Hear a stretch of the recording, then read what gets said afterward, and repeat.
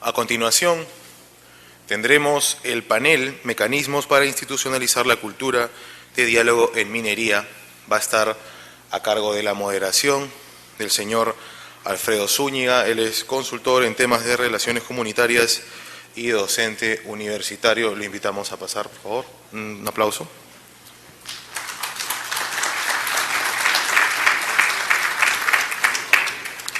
Igualmente tendremos como miembros de este panel al señor Antonio Bernales, de Futuro Sostenible. Lo esperamos aquí en el auditorio. Por favor, que suba.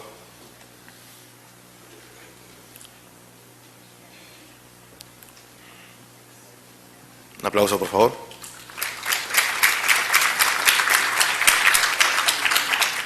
Asimismo tenemos al señor Carlos Cabanillas, quien es gerente de asuntos corporativos de la minera Barrick Miskichilca. Un aplauso.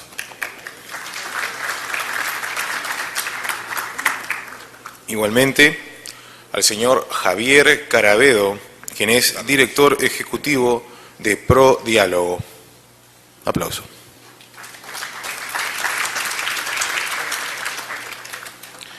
Contamos también con la presencia del señor Víctor Grande, quien es gerente de Relaciones Comunitarias de la minera Antares, Perú. Un aplauso.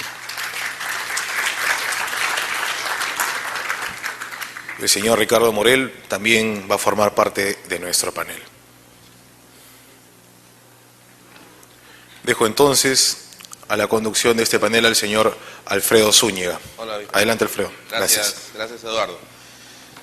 Bien, buenos días a todos nuevamente. Ya estamos prácticamente en la parte final de nuestro primer Congreso de Relaciones Comunitarias y veo que entre la primera fecha y este momento se han hecho muchas amistades entre ustedes, algunas muy fructíferas, muy importantes, y creo que eso ya va tomando bastante, digamos, interés en lo que este tipo de eventos significa. No solamente venir, escuchar, compartir un rato, sino que ya eso genera todo un capital social que de seguro va a ser un buen resultado de este evento.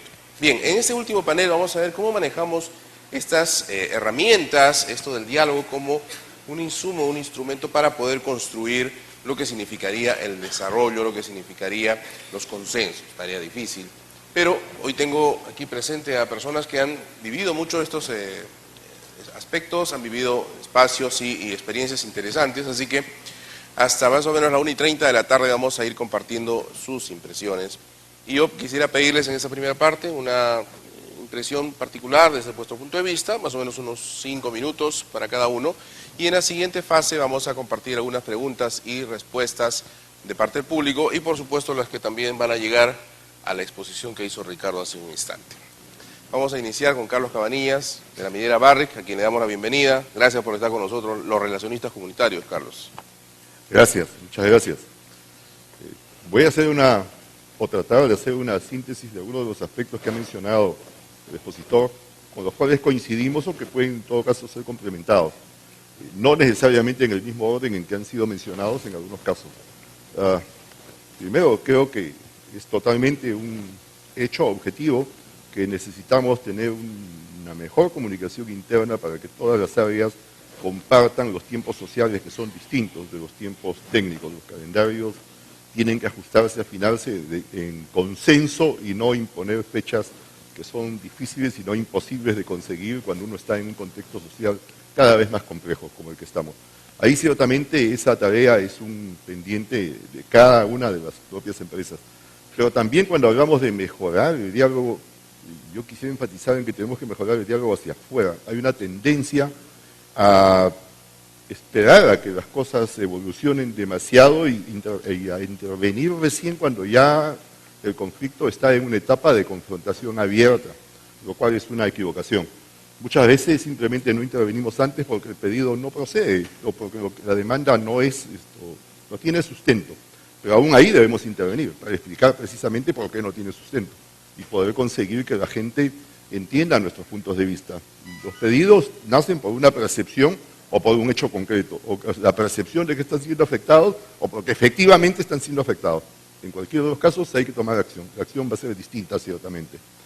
Creo que, y aquí me voy a saltar un poco, en el aspecto de La crítica con la sociedad de minería la compartimos porque notamos un vacío enorme. El sector más importante para la economía del país, el motor de la economía del país, no es reconocido como tal en esa importancia por la opinión pública. Ese simple hecho es suficiente para deducir que algo tenemos que hacer, pues algo no estamos haciendo bien. Y no es una crítica hacia las personas, sino en general hacia la institución. Algo tiene que hacerse desde el momento en que no se nos reconoce como el sector importante que somos. En Chile, la minería es el salario de Chile, desde hace muchas décadas atrás, y eso ha fomentado el desarrollo de ese país vecino. Nosotros no hemos llegado a tener esa percepción. Ahí hay que trabajar, es una tarea pendiente. Respecto al tema de... No quisiera que quede la idea de que es una disyuntiva hacer un proyecto porque necesitamos que estén las autoridades y deben estar. Eso no significa que necesariamente tenga que ser lento, a veces no queda más remedio. Lo ideal es apoyarlo a que se hagan los tiempos que la sociedad necesita, porque hay necesidades insatisfechas y acumuladas desde mucho antes.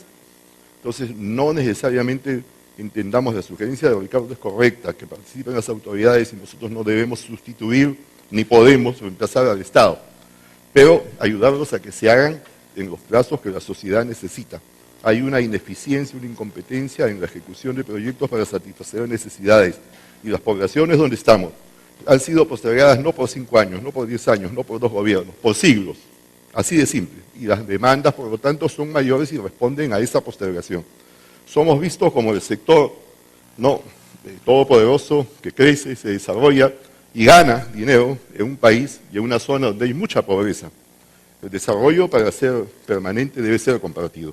Tenemos que encontrar formas para que se comparta ese bienestar que se puede generar gracias a los recursos que produce la minería.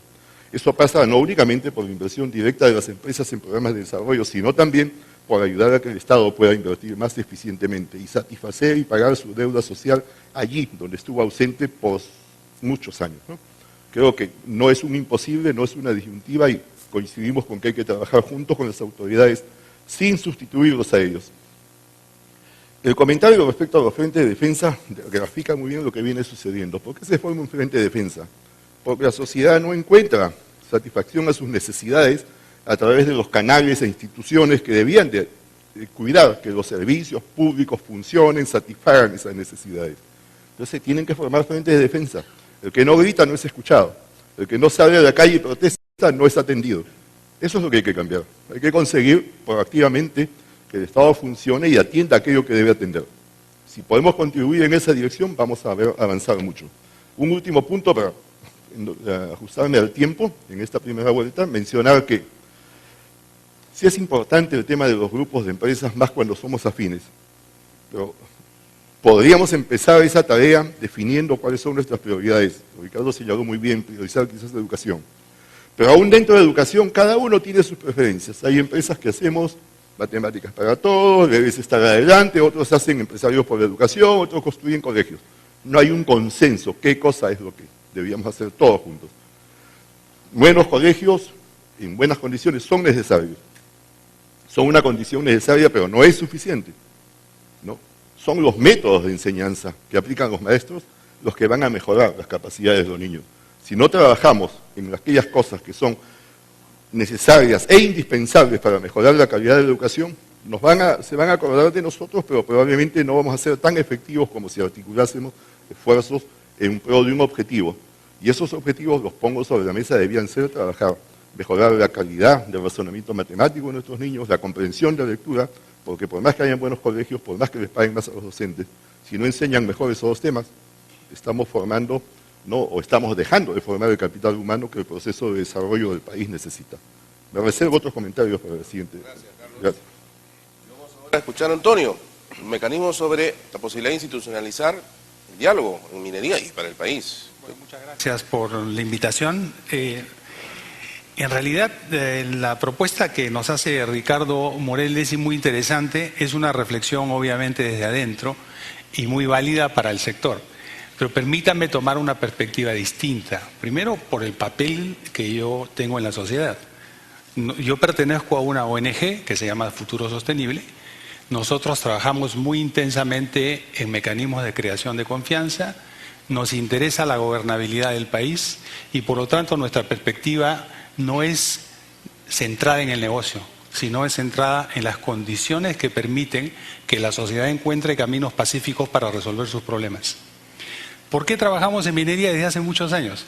Obviamente porque es uno de los motores de la economía del país y donde más no solamente necesidad hay para resolver problemas de relacionamiento entre los actores, sino donde también más apertura hay.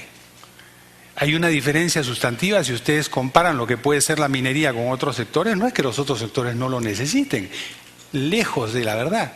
Hay sectores prácticamente ocultos en el país como el tema forestal, donde los temas de derechos humanos ahí son tan profundos y sin embargo nadie habla de ellos. Entonces, ¿por qué estamos trabajando en las industrias extractivas? Porque efectivamente hay una serie de confluencias que permiten la presencia de terceros. A veces nos llaman neutrales, nosotros preferimos simplemente decirnos terceros independientes, que trabajamos en función del bien común, no en función de licenciar empresas, no en función de lograr que tengan un permiso social.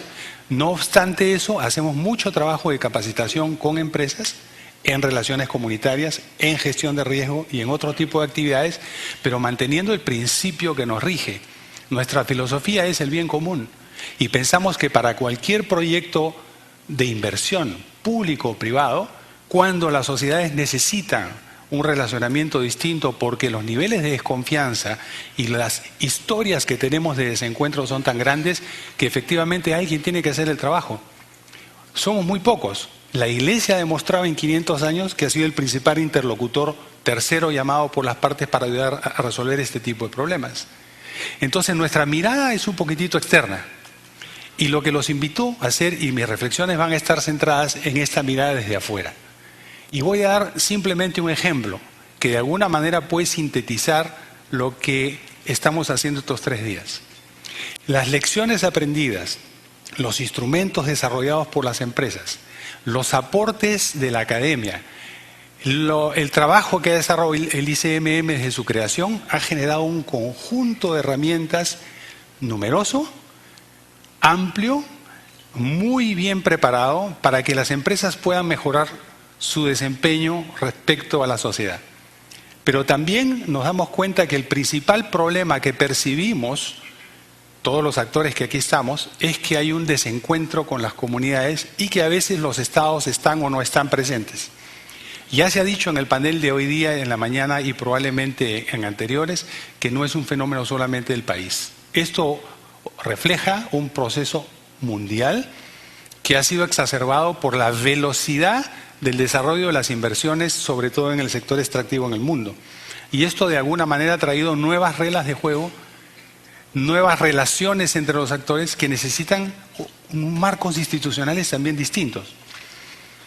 Lo que constatamos nosotros es que toda esta capacidad que tienen las organizaciones formales, muchas de ellas grandes, aunque también las hay pequeñas, de poder contar con los servicios internos y externos, es decir, personal calificado que contratan en el mercado y que incorporan a su cultura corporativa, más servicios eficientes de terceras partes, de la academia, de consultorías, de sector privado, etcétera, para ayudar a tener un mejor desempeño y un mejor alineamiento interno, uno de los problemas que ha sido planteado acá. La pregunta que les hago es, ¿tienen las comunidades la oportunidad de contar con algunas de estas herramientas que les permita ser actores que puedan entender mejor su relación con las empresas? La respuesta se la dejo a ustedes. Este es uno de los temas que no es nuevo. Lo hemos identificado una vez más en una reunión reciente en Canadá con la universidad, me olvido el nombre de la universidad ahorita, Simon Fraser. Algunos colegas que están aquí presentes han estado en esa reunión y uno de los grupos de trabajo justamente que hemos formado es identificar el bagaje de herramientas que ya existe o que está en preparación y que están enfocados en la necesidad, así como la tiene el sector minero, las propias comunidades, para poder prepararse y entender y definir mejor sus intereses en una relación que sea más homogénea y horizontal. Entonces, el paradigma que yo planteo para ayudarlos a esta conversación es justamente desde fuera del sector. No soy el primero en estos 3 días, lo ha planteado José Luis, lo ha planteado José de Chávez, lo ha planteado la misma Corecami esta mañana. Entonces, ¿y por qué partimos de este punto de vista? Porque entendemos que para un relacionamiento estable y fuerte se necesitan que los intereses estén representados en grupos que tienen la misma capacidad o similar capacidad de influir en el otro. Y si no, lo que vamos a desarrollar es un síndrome de convencimiento de ser mejores para que nos entiendan mejor. Y toda estrategia, estas estrategias son muy válidas, pero se van a encontrar siempre con el referente de que si no tenemos ciudadanos organizados y un sistema político institucional que vaya evolucionando y respondiendo a los nuevos paradigmas, la situación va a ser en el fondo la misma. Vamos a tener escenarios muy similares, obviamente la dinámica de los conflictos va cambiando, pero vamos a ver que en el fondo vamos a tener mucho más costos que se pueden evitar porque quizás no nos hemos dado el tiempo de pensar y parar un ratito y decir, ok, ¿cuáles son las mejoras que necesitamos ahora? Dentro del Estado, dentro de lo que es el sector minero está muy claro, las estrategias y los documentos y las conversaciones que están emergiendo probablemente van a ser de consenso. El tema está, ¿dónde están los otros espacios y las otras articulaciones en la sociedad que tienen también y deben ser apuntaladas para que efectivamente tengamos un diálogo social mucho más fructífero y la posibilidad de tener sistemas y modelos de gobernanza en el largo plazo? En la segunda ronda me reservo para poder plantear temas muy concretos sobre lo que concebimos nosotros es el ciclo de vida de los proyectos, dónde intervenir, qué cosa no está en la regulación, qué necesitan y cambios están maduros para la regulación hoy en día, y quizá esto contribuya ya a una agenda mucho más precisa de lo que ustedes esperan. Gracias. Gracias, Antonio.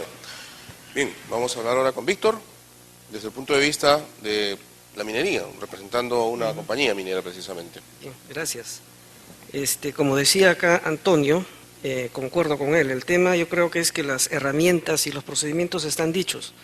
Es cómo estos se aplican realmente dentro de un proyecto minero que a la vez tiene características específicas. No todos los proyectos son lo mismo, cada uno tiene especificidades que añaden o complican la cosa dependiendo de la situación.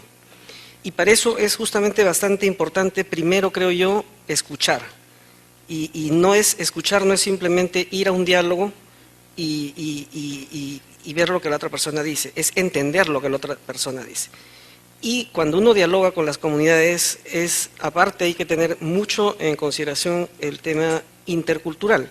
No estamos dialogando con personas que de repente tienen el mismo proceso de razonamiento que el nuestro.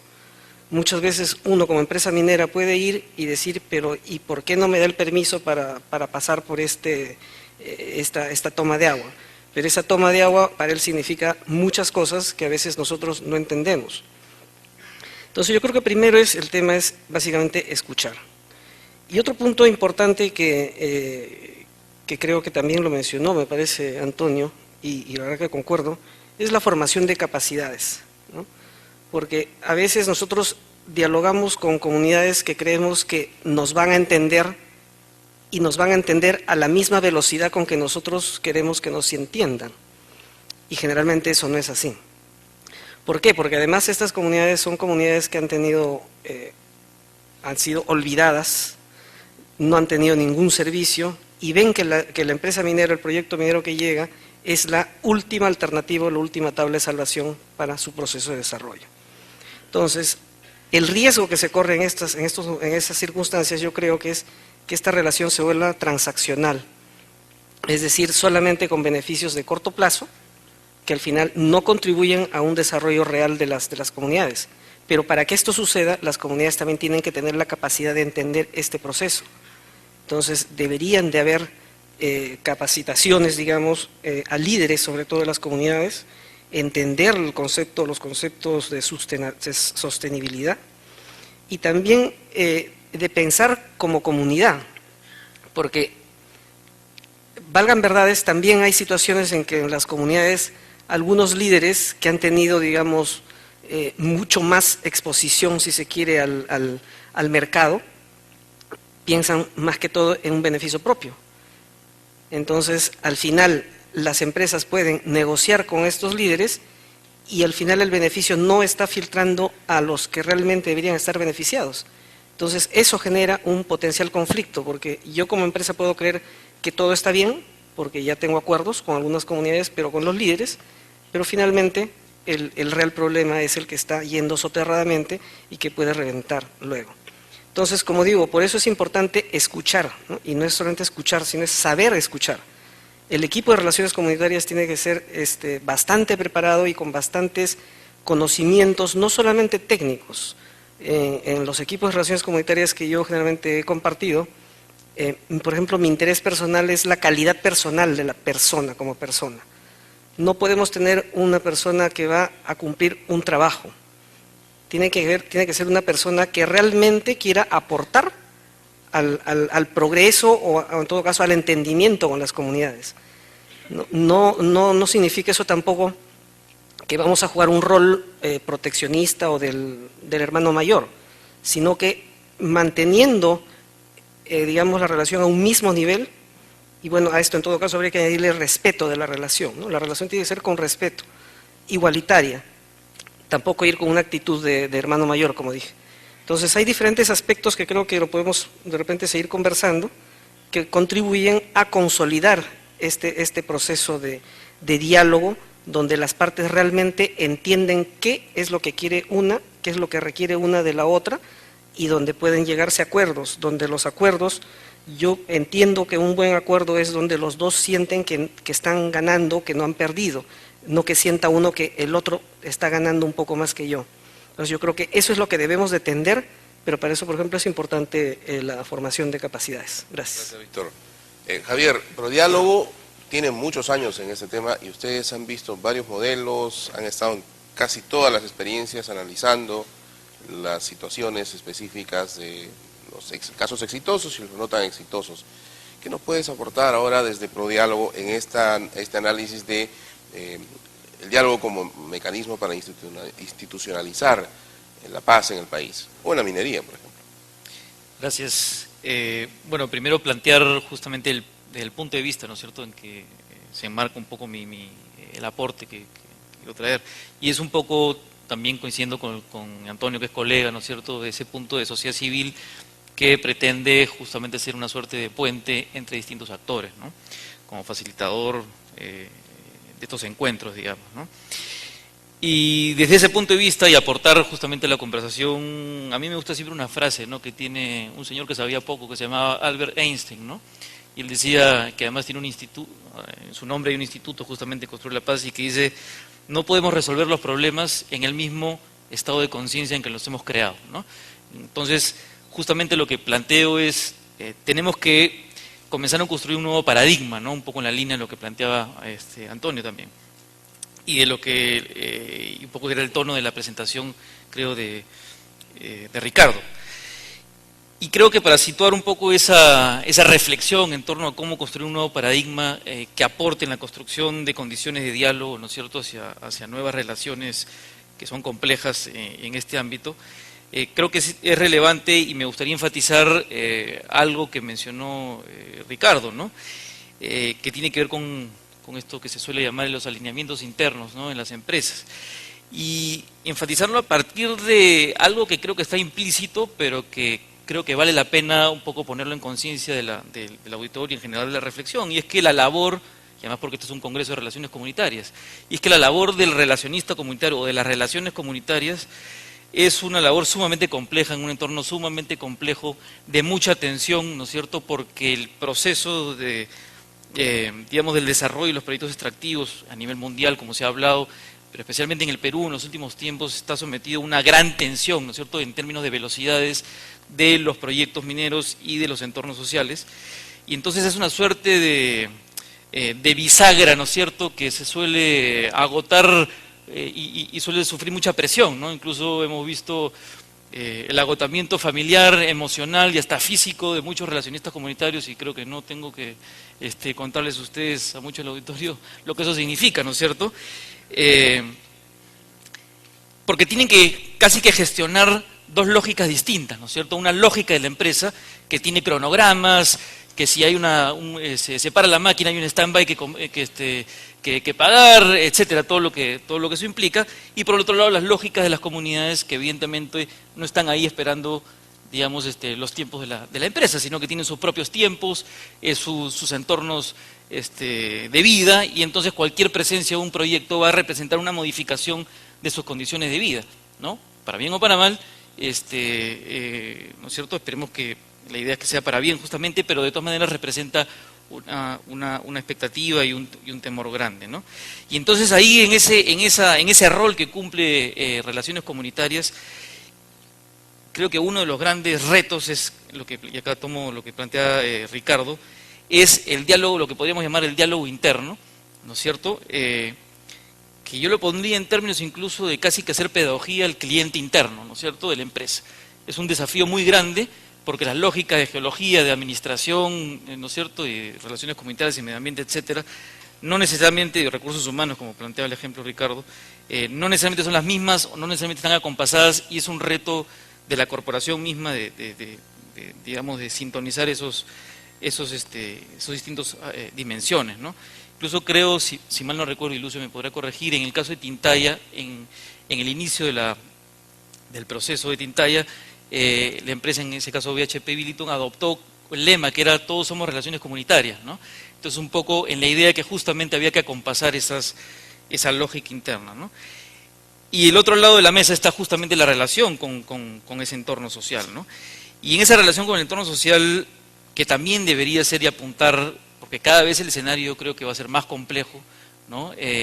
Porque hay las dinámicas, las expectativas, etcétera, cada vez se van complejizando, cada vez son más interdependientes, lo que sucede en un lugar rebota en el otro con mucho más velocidad, con más intensidad, etcétera.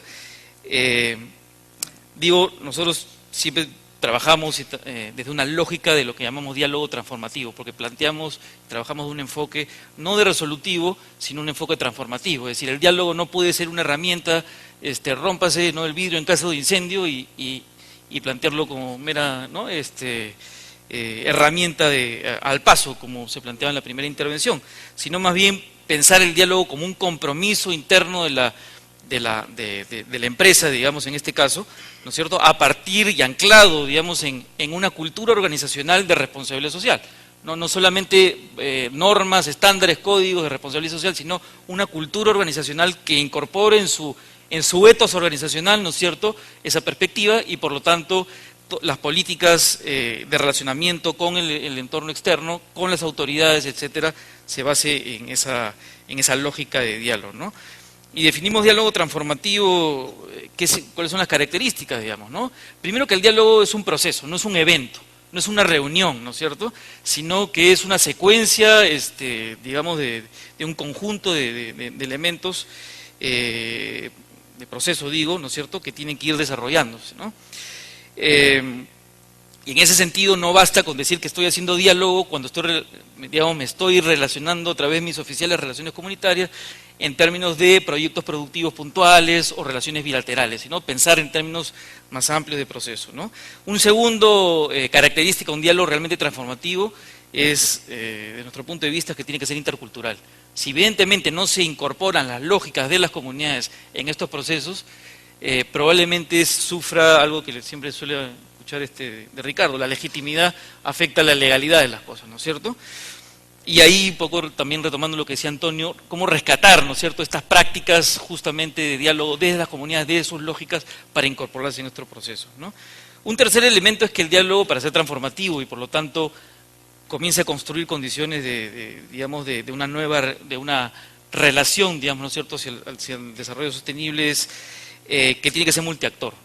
Es decir, multiactor significa ir incorporando más actores, ¿no es cierto? Por ejemplo, el caso de Tintaya nos demostró cómo ir incorporando más actores comienza, ¿no es cierto?, a ampliar la posibilidad de consolidar procesos en los escenarios locales, pero también en los distintos niveles, a nivel regional, ¿no? Cómo incorporar, por ejemplo, en los gobiernos regionales los temas de la EIA, por ejemplo, ¿no?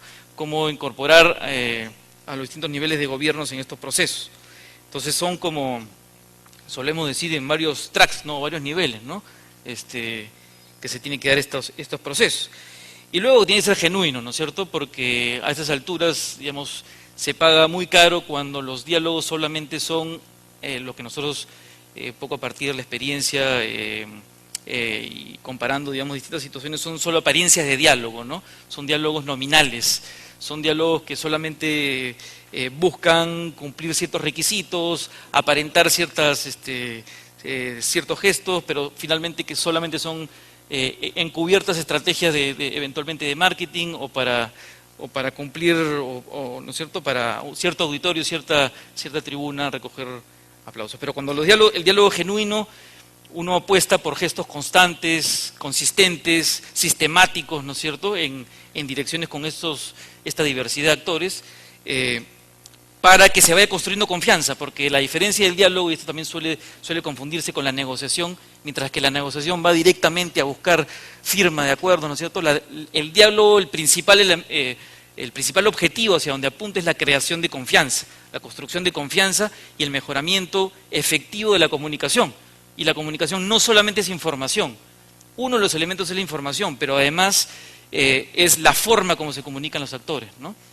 Y aquí el grupo de diálogo minero, por ejemplo, ¿no? La misma experiencia de Tintaya o experiencias en otros ámbitos también han demostrado que justamente mejorando la comunicación a una comunicación funcional, constructiva, es que se comienza a crear un clima de confianza que permite justamente a partir de eso comenzar a construir ya propuestas conjuntas en los temas más sustantivos, ¿no es cierto? Bien, gracias. Vamos a regresar a hablar con Carlos y esta vez ya un poco concretando las ideas que nos trajo para este evento y de pronto dejarnos alguna lección que podamos compartir con todo el equipo de relacionistas comunitarios y público en general que ha venido al Congreso. Carlos. Sí, gracias. Yo quisiera esta vez, un poco complementando lo expuesto por Ricardo y retomando algunas de las cosas que han sido mencionadas por los demás panelistas, enfatizar en 3 o 4 aspectos cuyo manejo depende de la propia empresa, pero demandan sí tener un compromiso definido, una política clara. Primero, y coincido en esto con lo que se ha dicho, decir que se opta por el diálogo no debe ser solamente una pose llegado el momento de una dificultad. Pero realmente tenemos que tener el compromiso de hacer del diálogo el camino adecuado para superar cualquier discrepancia que puede surgir en las relaciones que se dan entre las comunidades y la empresa. Desde nuestra experiencia, cuando se hace esto, se menciona y se anuncia que se va a hacer esto, el mensaje llega a ser internalizado, entendido por las comunidades. Y hemos visto comunidades con las cuales hemos enfrentado un impasse y ellas mismas han expresado su voluntad de resolverlo dialogando. Y esto ha sido percibido no únicamente por nosotros, cuando hemos hecho un estudio por entidades como el Centro de Prevención y Solución de Conflictos de la Católica, aparecía como una de las fortalezas. No es que no tengamos problemas, hay dificultades, pero se ha creado en nuestras relaciones esa confianza de que llegado el momento podemos sentarnos a dialogar y a buscar una solución justa, equitativa para las partes a través del diálogo. Comparto con ustedes esta experiencia porque hay gente que puede pensar, no van a entender. Sí van a entender. Cuando se es consistente en el mensaje y sobre todo cuando los hechos son consistentes con lo que se dice. Eso es más importante aún. No significa que tengamos que estar de acuerdo en todos los casos. Hay casos en que de pronto, por diferentes circunstancias que no es el momento de entrar en detalles, surgen pedidos, demandas que no tienen un sustento. Pero aún en esos casos abrimos el diálogo y podemos pasarnos días o semanas dialogando sobre el tema, documentándonos y demostrando documentadamente, si acaso no tienen la razón, por qué es que no la tienen, ¿no? Para que se entienda que los planteamientos, demandas o exigencias no tienen un sustento. Si al revés estamos ante un pedido de resolver un tema donde existe la razón de parte de los reclamantes, tenemos que ser muy sinceros en hacer un reconocimiento de nuestra falta. No debíamos haber llegado a una situación de queja o de reclamo por un asunto que debió ser objeto de cumplimiento de la empresa o de mayor cuidado de parte de la empresa. Siempre se va a escapar algo, siempre puede escaparse algo, pero si se ha hecho un trabajo serio, cuidadoso, en tratar de prevenir que sucedan estas cosas, la gente lo va a entender, ¿verdad? Entonces, si estamos ante un reclamo que es justificado, la solución y el consejo sería resolverlo de inmediato, no estés esperando a que te bloqueen la carretera ni te hagan marchas por la ciudad pidiendo ser atendidos. Eso no tiene sentido. No es justo, no es además esto aceptable y además va a afectar tu futura credibilidad ante las mismas personas. Si tienen la razón hay que dársela y reconocer, cometimos una equivocación. Esto nos lleva un poco a también hablar de otro tema, compromisos. Muchas veces tenemos compromisos, ¿no?, suscritos en forma que es inadecuada, que no se han definido bien sus alcances, ni el objeto en sí del compromiso, ni los términos de su cumplimiento, y al final tenemos algo que es difícil de cumplir a satisfacción para ambas partes. Ciertamente es mejor prevenir y hacer un compromiso bien redactado, pero no siempre sucede así. Cuando se inicia un proyecto, a veces las personas que están en ese entonces al frente del proyecto suscriben diferentes acuerdos o hacen algunos anuncios que son a nombre de la empresa.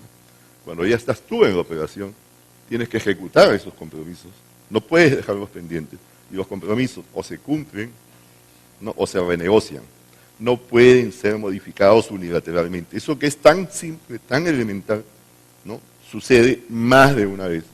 Que tenemos, ¿no?, cantidades de compromisos que todo el mundo se olvidó de que existían, que fueron en algún momento suscritos por alguien que ya no está en la empresa además, ¿no?, y o no tienes un buen registro de ellos, o no tienes una buena definición, como decía al comienzo, de los alcances, ¿no?, condiciones para su cumplimiento, y al final se te hace difícil ejecutarlos. Esas cosas van generando un malestar que una vez que se acumulan, simple y sencillamente te van haciendo perder credibilidad.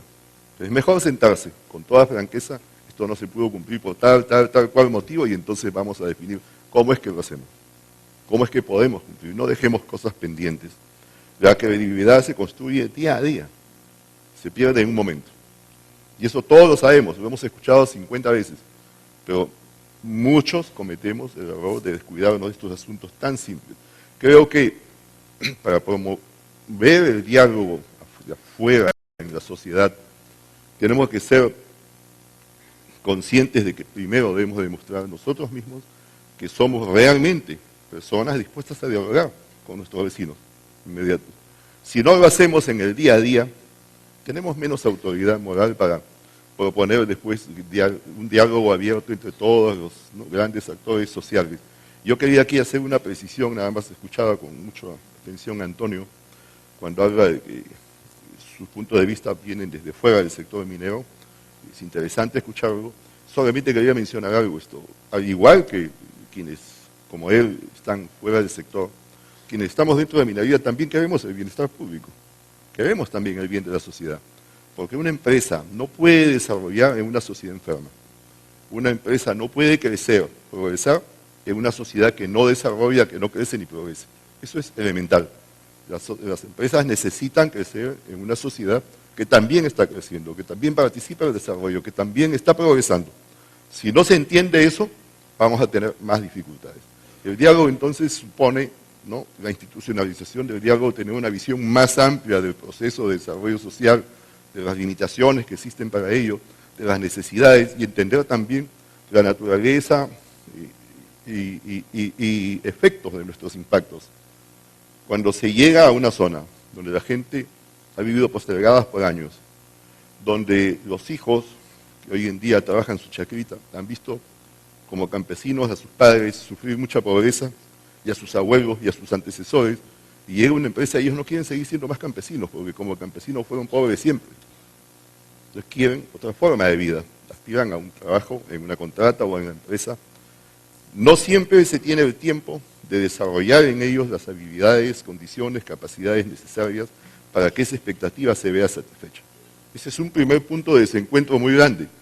Y a veces nosotros mismos generamos esa expectativa. Nos vamos a generar tantas oportunidades de empleo, el pobre campesino está pensando que van a contratar a su hijo o a él. Ya de momento no está preparado para tener ese trabajo. Y tenemos que traer gente de otra zona. Nada irrita más, nada genera más fastidio que el ver que viene gente de otras zonas a ganar mejores sueldos, a ganar mejores ingresos, a vivir en mejores condiciones, mientras que los vecinos de las comunidades siguen siendo pobres. Entonces, hay una serie de tareas, algunas son muy tangibles, ¿no?, pero que van a contribuir a que el diálogo, una vez institucionalizado o establecido como parte de la política, camine. Si no somos sensibles a estos impactos, y a encontrar una forma de superarlos. Por mucha voluntad de diálogo que tengamos, vamos a encontrar dificultades muy grandes para ser entendidos y sacar adelante nuestros proyectos. Particularmente creo que las experiencias últimas nos llevan, el caso Conga probablemente es uno de ellos, a entender que las expectativas que antes uno manejaba dentro de la influencia, hoy en día, no, si queremos tener un proyecto exitoso, hay que desarrollar mecanismos para atender las expectativas fuera de esa área de influencia. Conga hasta el año pasado era un proyecto exitoso, hasta el primer semestre. Tenía aceptación de toda su área de influencia directa. Sus problemas vienen de afuera, de la área, ¿no?, subsiguiente. Y eso es lo mismo con otros proyectos de exploración como Centauro en Conococha, que tenían permiso de la comunidad adyacente, pero hicieron problemas los de otras comunidades fuera de la zona. Lo mismo con Santa Ana y lo mismo en muchos otros sitios. Entonces, el diálogo es una herramienta excelente, debe ser una parte de nuestra cultura, pero entender la mecánica, la dinámica de los problemas es un imperativo hoy si queremos seguir siendo un sector económico exitoso que contribuye, como lo ha venido haciendo, al desarrollo de la nación. Muchas gracias, Carlos Cabanillas, de Minera Barrick, que nos ha acompañado en este congreso. Antonio, su intervención. Mucho gusto. Y quisiera un poquito elaborar a partir de lo que escucho de Carlos, porque creo que es muy interesante.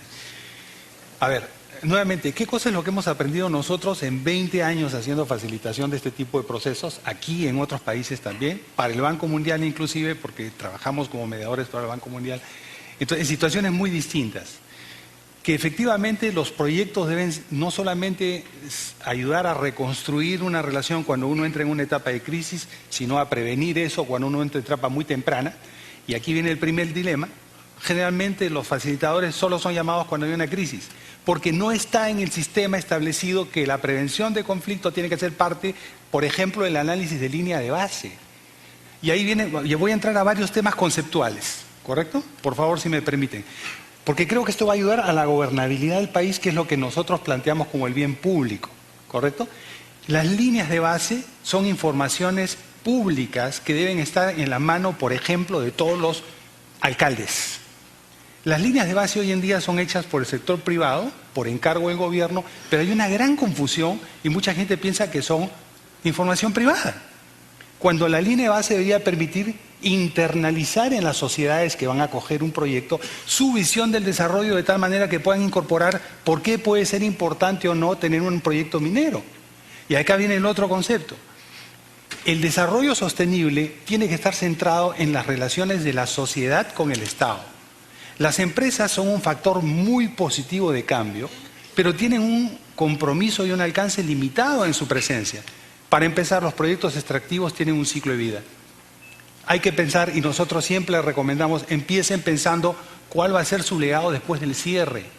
Si uno llega a sentarse con una comunidad, y esto se hizo con Shell el año 95, en pensar cómo quieren ustedes, comunidades del Bajo Urubamba, cómo ven su futuro una vez que el proyecto se termine, después de 50 años de explotación de gas. Y se hizo ejercicios con los dirigentes de esa época de las comunidades y todo el mundo dijo cómo se veía dentro de 50 años. Esa visión compartida permitió, y fíjense ustedes la realidad, que el proyecto Gas de Camisea, años después, con otro operador, sea el que nos está sacando de la matriz energética que tenemos para tener otra. O sea, el concepto fue distinto desde el abordaje. Y cuando Shell entró, estaba en prefactibilidad. Otra lección aprendida. Si nosotros nos vamos a sujetar a lo que son las buenas prácticas y las regulaciones que nos dicen qué es lo que hay que hacer durante la fase de factibilidad y operación, estamos muy tarde.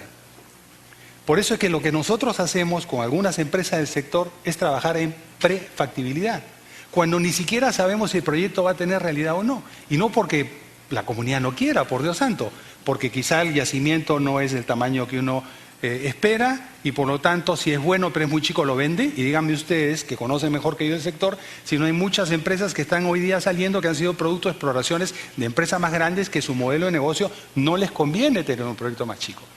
Entonces, la visión de largo plazo, que es la del desarrollo sostenible, con todas las falencias institucionales que tenemos, un Estado frágil que cada 5 años cambia de mirada, tenemos un acuerdo nacional con alcances muy limitados, no nos hemos puesto de acuerdo en la visión de país al 2021, ni siquiera entre los empresarios.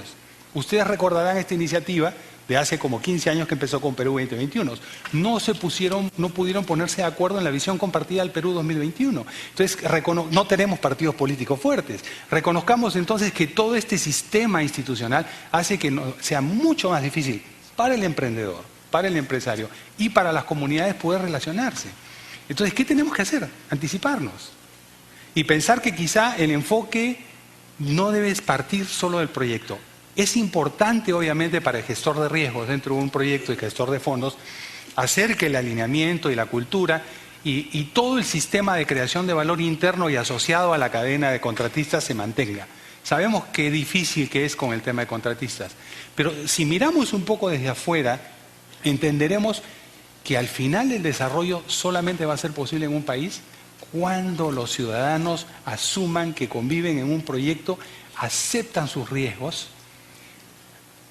se emocionan con las posibilidades de progresar, pero al mismo tiempo saben que nada está dicho. Voy a tomar solamente un caso. Cuando hubo la paralización en el 2008 de la mayoría de proyectos por efectos de la crisis internacional, probablemente nadie se lo esperaba. Pero sin duda los equipos de evaluación de riesgo financiero dentro de las empresas lo estaban viendo, ¿correcto? Porque están asesorados por empresas financieras muy grandes, ¿sí? La pregunta es, ¿quién evalúa los riesgos para la comunidad cuando hay un problema por efecto de mercado? ¿Qué pasa cuando se cierra el empleo de 90 a 0 de un año a otro? ¿Qué pasa con la gente que empezó a trabajar, y me parece muy bien, dentro de empresas que yo sé que tienen hasta el 80% de trabajadores locales contratados y empiezan a adquirir créditos? Empiezan a ser ciudadanos bancarizables y se les cae el negocio de la noche a la mañana. ¿Cómo mitigamos esos riesgos? O sea, hay que pensar un poco en el dilema que cada uno de los que participan en un negocio enfrentan. Las posibilidades y expectativas son muy buenas, la gente las ve, pero tiene temores y tiene riesgos que de alguna manera también deben estar internalizados en la relación. Entonces, estas dos aproximaciones de mirar un poco desde afuera creo que pueden ser útiles. El tema del ciclo de vida para nosotros es un asunto clave y la evaluación de riesgos también. Entonces, la invitación es que este tipo de ejercicio se haga con la comunidad y que la comunidad también tenga la oportunidad de hacer su análisis de riesgos. ¿Correcto? Porque si somos más sinceros, todos vamos a saber a qué nos estamos metiendo. Y entonces nuestra relación va a cambiar. Yo debo retar algunos conceptos que se manejan en la jerga empresarial. Por ejemplo, yo soy profesor de Gerens y por lo tanto tengo la libertad de cátedra para plantear mis puntos de vista y me permito planteárselo a ustedes también. ¿Quién es un socio estratégico en la industria? ¿El proveedor? ¿El contratista o la comunidad? Para nosotros el socio estratégico de un proyecto es la comunidad. No porque tenga o no que ser copropietario, accionista o recibir 3% de utilidades, cualquier modalidad es bienvenida siempre y cuando sea acordada de buena fe y permita un justo retribución de los riesgos y responsabilidades. Pero poco escucho en la industria que consideren a la comunidad como su socio estratégico. Y la pregunta es ¿por qué? ¿Cuál es el temor para pensar desde el zapato del otro y pensar que si la comunidad probablemente está dispuesta a aceptar riesgos si es que es considerada como igual, si es que la información le llega de manera adecuada, si es que efectivamente puede mirar si su plan de vida, que lo puede o no lo puede tener, es flexible, como debemos ser todos nosotros frente al futuro, y decir, efectivamente este riesgo y esta oportunidad nos ofrece algo que nosotros no tendríamos sin la minería. Y por lo tanto entrar de una manera más equilibrada a un sistema de relacionamiento. ¿Cuáles son los instrumentos prácticos? Y termino con esto, se me queda mucho en el tintero. Por ejemplo, el cambio de lo que es la visión compartida, que algunas empresas están haciendo buscando acuerdos marco. Pero repito, no en la época que el gobierno te exige, negocia tus tierras y llega a acuerdos incluyendo el monitoreo participativo. La legislación va a ir cambiando y se va a robustecer, va a ser más demandante. El tema es que por el propio beneficio del inversionista, esto hay que anticiparlo y pensar desde el primer contacto que la empresa tiene y ponerse a conversar con la comunidad de qué manera nosotros que estamos invitados a una comunidad que tiene su propia vida cultural, distinta, económica, dice, están ustedes bienvenidos y respeten como ustedes quieren que nosotros respetemos sus reglas y normas por un tema de seguridad pública, entre otros, también respeten las nuestras. Y voy a dejarles solamente un ejemplo que nos ha pasado en un caso de petróleo en el Ecuador hace muchísimos años. Las empresas tienen códigos de conducta. Le pregunto cuántos de ustedes han logrado o se han propuesto o le han sido pedidos por parte de la comunidad tener un código de conducta bilateral, construido por ambas partes. Y les puedo decir que en ese caso del Ecuador, para no hablar de casos peruanos donde se ha replicado un poquito la lección, el primer código de conducta bilateral fue presentado por el ministro de Energía del Ecuador en una ceremonia pública, porque la población, la organización Secoya, había negociado esto con la facilitación de varios, entre ellos mi persona, y se habían puesto de acuerdo primero durante 6 meses en el protocolo y el procedimiento de relación. Y eso dio lugar a un código de conducta publicado en Secoya y en español, que fue presentado, como les digo, públicamente por el ministro de Energía de ese momento en Ecuador. Último tema entonces, cuando nosotros hablamos y nos vamos a trabajar en una comunidad tachuar, por no hablar de una comunidad quechua y hablar de petróleo y no de minería, ¿en qué idioma hablamos? Cuando nosotros tenemos que tener una mesa de trabajo, una mesa de diálogo con una asamblea, ¿en qué idioma hablamos? Nosotros, en muchas partes del país, somos minoritarios, nuestra lengua no es la lengua local. ¿Por qué no tener un protocolo de relacionamiento que incluya, como parte de las reglas, de relación y de comunicación intercultural, que el idioma que prevalezca sea el idioma de la mayoría de la gente? Que los facilitadores y los intérpretes sean escogidos y preparados previamente, ojo, preparados previamente, porque así como un intérprete en una reunión internacional tiene que tener acceso a los términos técnicos, los intérpretes necesitan también eso. Se preparan, las reuniones tienen que prepararse, no se pueden improvisar. Pero esas muestras de respeto, de relación, es lo que cada uno de nosotros espera cuando cruza una puerta que no es suya. Portarnos bien y esperar que nos reciban bien. Gracias. Te agradezco muchísimo, Antonio.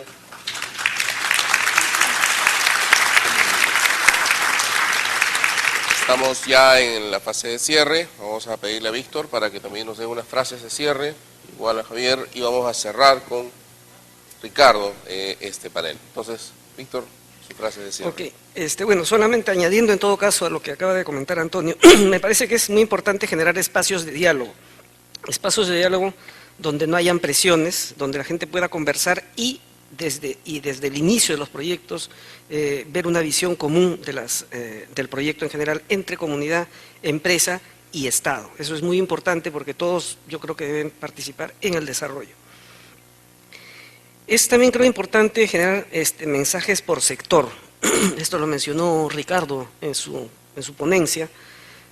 Me parece importante porque eso genera que, y sobre todo, por ejemplo, en proyectos vecinos, deberían de haber coordinaciones porque eso puede generar conflictos al un proyecto dar algo que el otro no puede dar o que el otro dé y el otro dé más, entonces, y que no contribuya, digamos, a un modelo de sostenibilidad para la localidad. Es importante que todos estos mecanismos se implementen desde el inicio de los proyectos.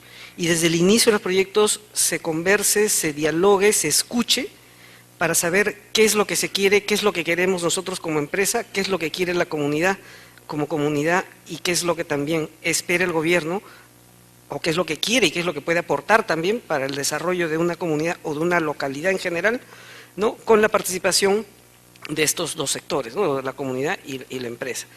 Como digo, es importante generar esa visión de futuro, pero una visión conjunta, donde las comunidades entiendan que el fin es el beneficio de ellas también.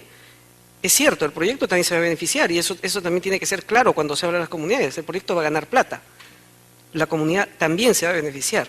Y yo creo que tal vez eso es lo que se refería Antonio cuando decía hablar claramente, ¿no? No esconderse nada. Yo creo que, y bueno, siempre uso una frase, ¿no? La mentira tiene patas cortas.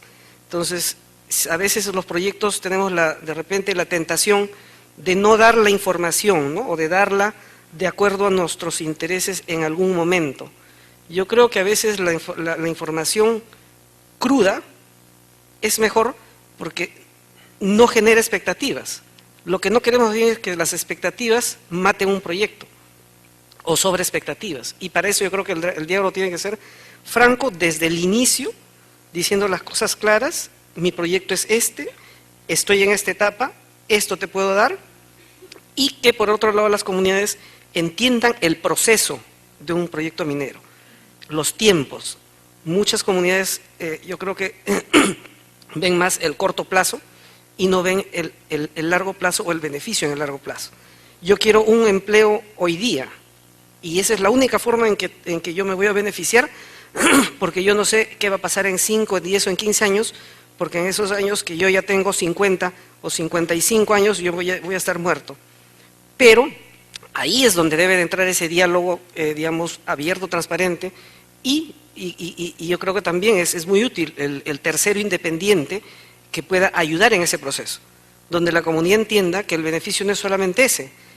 También va a tener empleo, pero va a tener un empleo previamente en el cual él habrá que capacitarlo para que incluso cuando, por ejemplo, llegue una etapa, un proyecto en etapa de construcción, el empleo no sea solamente una mano de obra, digamos, ayudante, sino más calificada. Va a ganar más dinero, va a poder tener ingresos, va a poder enviar a sus hijos a la universidad o al colegio, y sus hijos en 5 o 10 años podrán ser los profesionales que ese proyecto necesita para su desarrollo. Entonces, todo esto yo creo que es algo que se debe de conversar desde el inicio, de una manera abierta, y como digo, sobre todo escuchando, ¿no? Escuchando, aplicando los conceptos de interculturalidad, y otra cosa que me parece importante por parte de la empresa, ir, si se quiere, humildemente. Tenemos también mucho la tendencia en las empresas a ir un poquito arrogantes, ¿no? Estamos acá viniendo a hacerte el favor, ¿no? Porque estamos viniendo acá a invertir y vamos a desarrollar esta zona. No, yo creo que hay que ir de iguales a iguales, con respeto. Yo creo que eso es una de las cosas que a veces hay huelgas, hay peleas que se originan, simplemente porque el ingeniero no lo saludó cuando pasaba al costado y encima le tiró polvo, ¿no? Porque pasó con la camioneta y aceleró. Entonces, por eso digo yo, a veces no es importante solamente estar preparados técnicamente, pero yo creo que es muy importante la formación personal de las personas que están involucradas y dirigen las áreas de relaciones comunitarias. Gracias. Muy bien, gracias. El cierre. Javier, cerramos. No quiero abusar mucho el tiempo, pero tampoco redundar, básicamente, a ver, algunos elementos y ideas finales, ¿no? Primero que la prevención, el diálogo efectivamente creo que tiene que ser preventivo, no solamente verlo en situaciones de crisis o de conflicto, digamos, más abierto. Incluso diría dentro de los procesos del ciclo minero, ir un poco desde las fases, o digamos, también incluso creo que las empresas junior deberían tener una perspectiva, ¿no es cierto?, que digamos que el proyecto en sí tenga un valor agregado en ese sentido, ¿no? Porque, claro, las lógicas de las empresas junior, evidentemente, por la naturaleza del negocio, son periodos más cortos, bajo otro tipo de perspectiva, y entonces muchas veces se descuida. Otra idea importante alrededor del tema es que los tiempos sociales son cada vez más cortos, ¿no?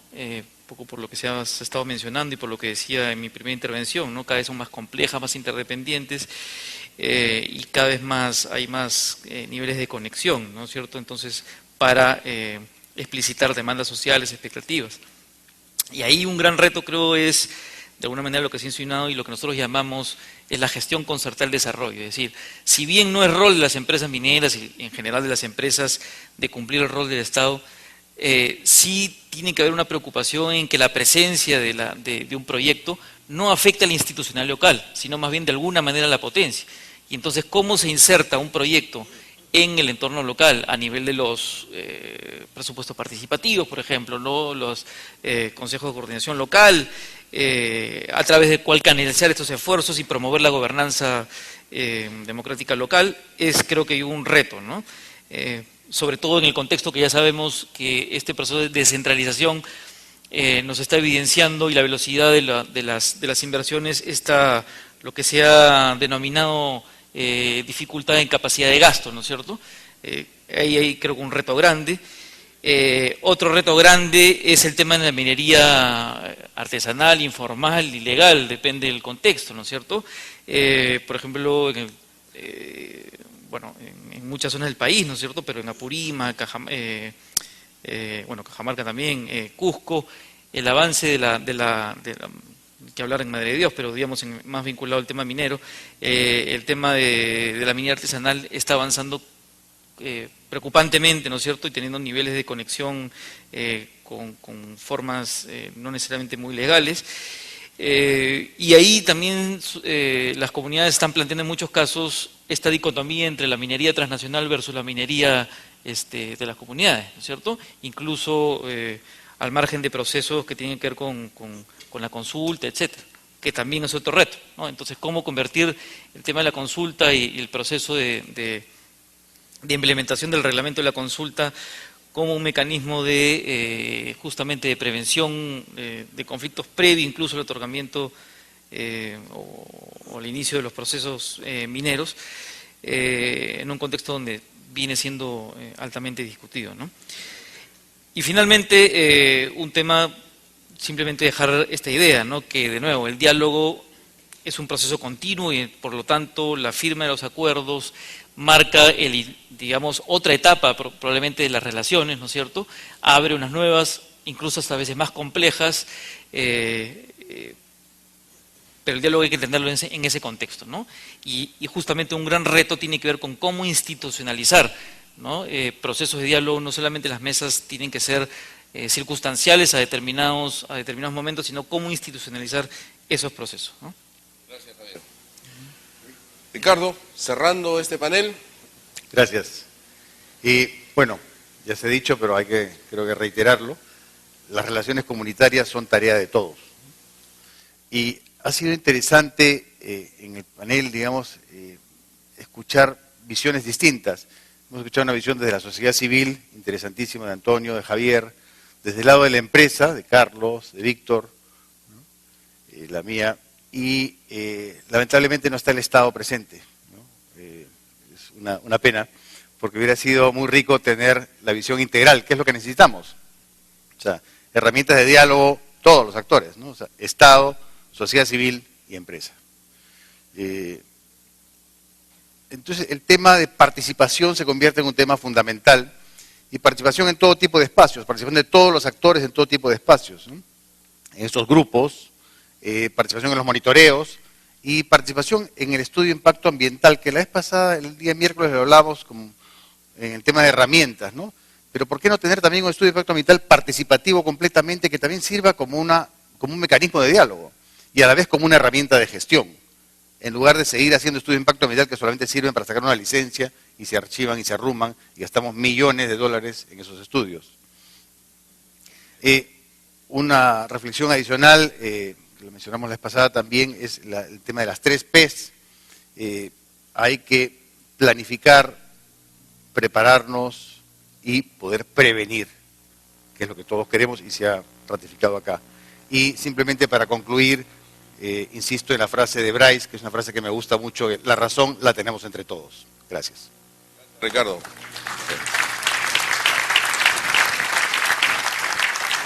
Gran panel, tendríamos para quedarnos la tarde entera. Sin embargo, tenemos que pasar a la ceremonia de clausura, que aquí mismo, en ese mismo instante, la vamos a desarrollar. Voy a pedir al equipo de organización que ya nos acompañe para poder compartir esta parte del cierre.